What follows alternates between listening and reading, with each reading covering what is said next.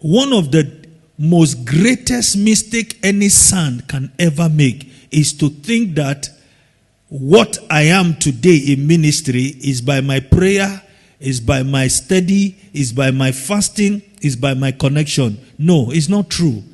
That place where your ministry is located, somebody got there before you and broke the ground before you. Never take all the credit for how far God has brought you in the ministry.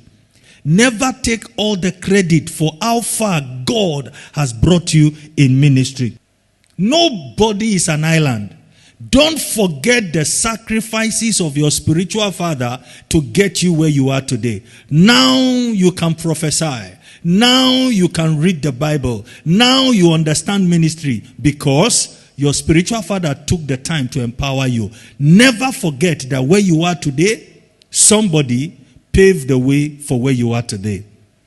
Number 2 question that every spiritual son ought to ask themselves: if not for my spiritual father, would I have discovered my capabilities?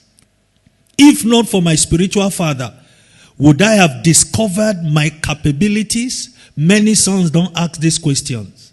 They think, well, I would have discovered my ministry if I had not met my spiritual father.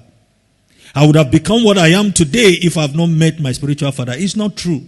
It's because you have become what you are today. That's why you are thinking that you would have become what you are today without him.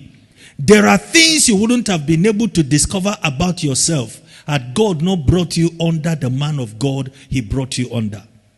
There are things you wouldn't have known about ministry if your spiritual father had not given you the platform to discover those things. Do not be ungrateful to the father that gave you platform, that empowered you in ministry.